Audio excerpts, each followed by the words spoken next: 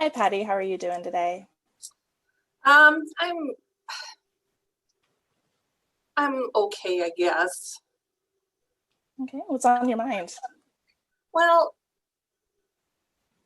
it's been coming to my mind, I think, since we've been in class that I'm having remembrance of a client I had several years back, and I'm feeling some guilt feelings, I guess. Okay, tell me more. Well, I was a public guardian for our county, and Hmm. I was assigned this girl.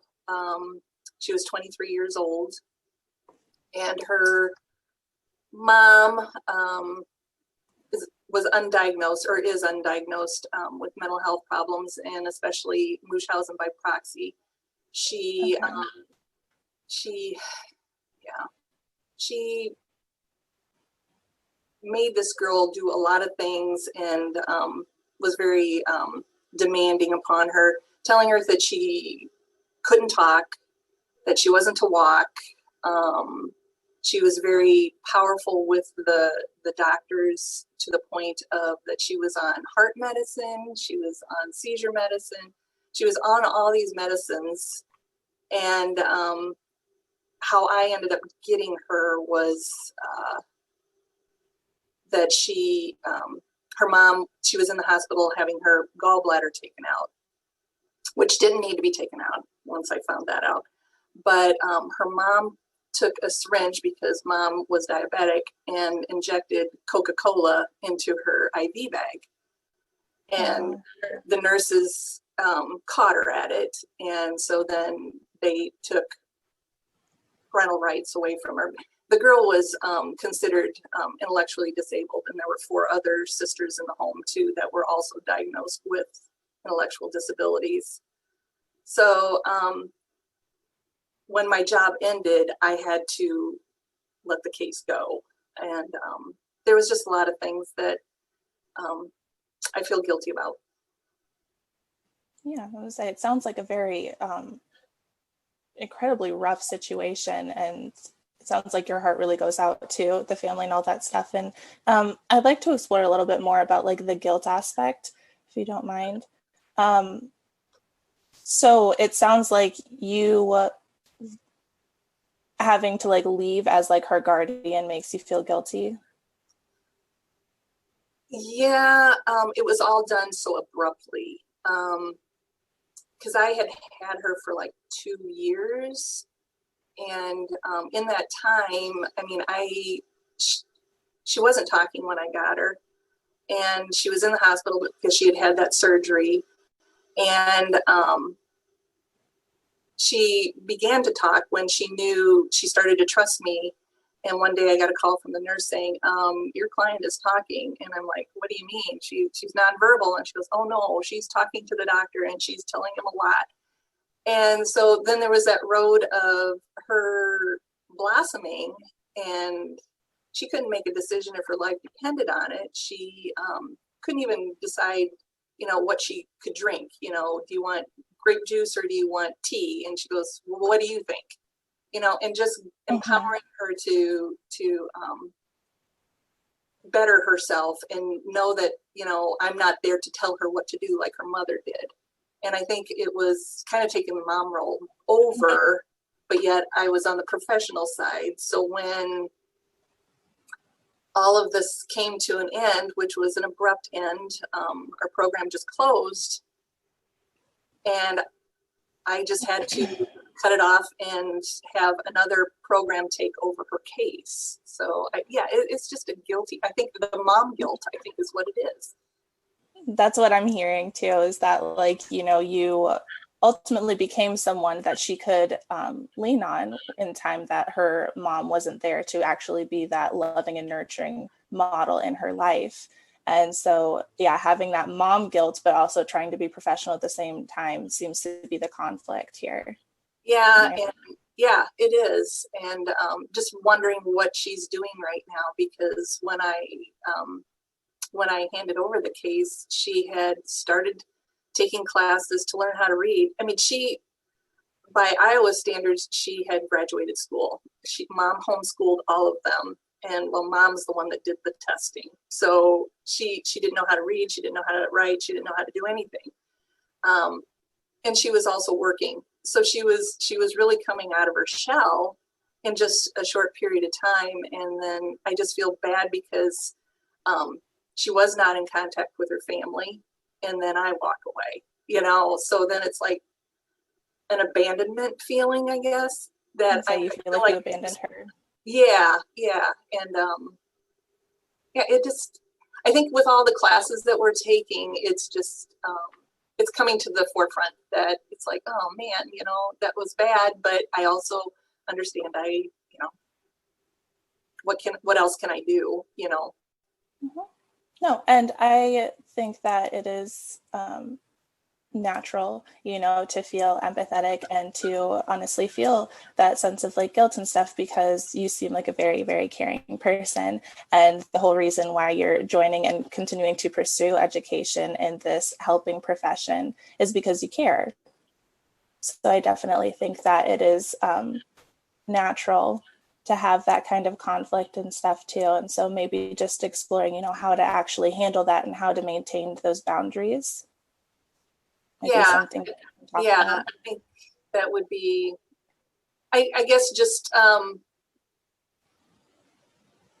having a feeling of that I did the right thing. That's, and not have that guilt feeling anymore is really what I'm looking for. Correct me if I'm wrong, but it almost sounds like you're searching for some kind of closure, validating that you didn't abandon her and like didn't further hurt her like her mother hurt her. Exactly, because that was really raw for her.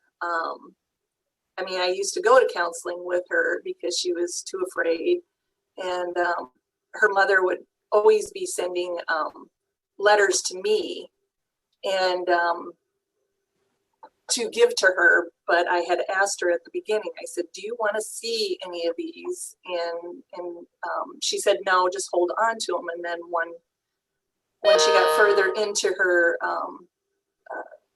counseling, she asked to see them, and it only took one card, and she just turned a shade of gray I've never seen anyone turn, and just says, I don't want to, and so I have those thoughts that, is that how she feels about me now? Because Mm-hmm. I did the same thing and I didn't follow up, because professionally I can't, but it's like,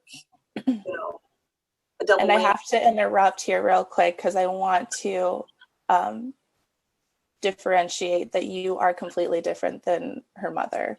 I want to make that very clear.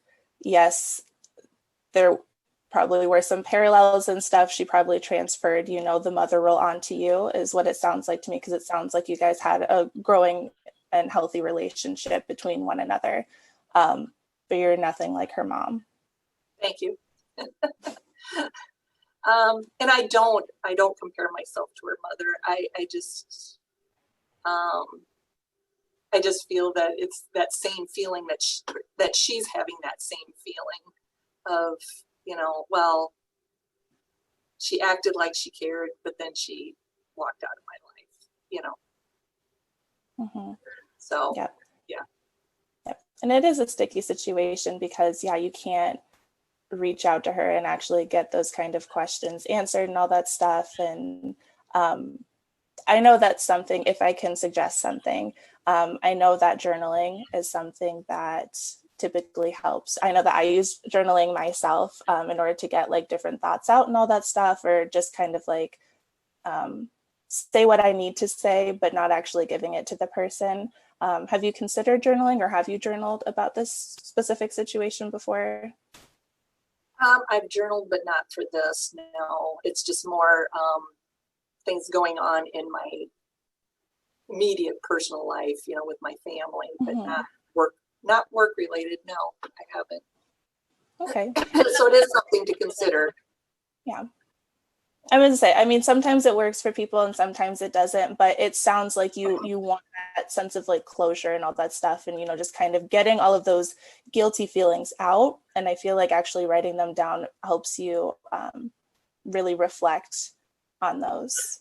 Yeah, yeah, yeah. I can see how that might help. Yeah, yeah. Okay, yeah. And sorry to kind of backtrack, I'm a little curious. Um, when did this happen exactly? Like, when did you stop? Like the last time you talked to her, I guess. Oh, it would have been approximately 2 years ago. Okay, So, so it's been a little bit of time. yeah, yeah. It actually was when I was running for Senate, and she called me when I was on the road trying to do all the door knocking and all that, and I just kind of said, "Hey, I really don't have time." And this was after I had closed the case, and she still had my number, and so I just kind of said, I'm doing this now, and I really don't have time, and I just kind of abruptly cut her off, I guess. So, and so I think maybe the election stuff, all this stuff on TV is maybe bringing it up. I don't know. It's possible, you're learning a lot of different things in these courses. And yeah, this election is very heated and it's bringing up a lot of emotions on a lot of different sides. Exactly. So it's very well possible that this could be re-triggering that kind of guilt that you've been feeling. Yeah. Yeah. So Yeah. yeah, I keep going back to like the journaling thing because I feel like maybe getting out like what you wanted to say rather than what was said, because it sounds like there's that guilt of cutting her off abruptly when she contacted you. Oh And yeah. At the time, just hanging up the phone, it was like it was a pit. But then I had campaign manager going, okay, we got to go do this. We got to do this. And yeah, I just let it go, at that time. And now it seems like it's coming back and biting me a little bit. Yeah. Yep. It's almost like it was just kind of put on the back burner and it kind of festered and is kind of amplified now. Yeah. Yeah. Definitely. Definitely. So, um, but yeah, the journaling, I could definitely, I have never tried it for work related stuff. So it may be something that I could channel some of my thoughts into and alleviate myself a little bit. So yeah. Yeah. And I would Awesome. And I would love to kind of, if you're comfortable going over, like your journal entry regarding this the next time that we meet, might be helpful to kind of actually vocalize that as well. Hopefully give you some sense of closure as well. Yeah. Yeah. No, that sounds good. So, when would you want to get together again? I mean, I have a busy schedule, as you know, with the classes and stuff. Yeah, no, I mean, honestly, we can always find like a different like pocket of time next week or something to kind of go over this because your heart is definitely in the right place, but like holding on to that guilt, it's going to eat at you. Yeah, And yeah. And I don't have time for it. I just don't have time to be distracted at this point. yeah. And it is like, yeah, it is a very sucky situation from what you've described to me, honestly. So yeah, I understand where you're coming from. You want to be there for that person, you want to go the extra mile, but also trying to be professional at the same time. It can definitely amplify that sense of like guilt or that responsibility of that person's life. Okay. Yeah, that sounds good. Yeah. All right.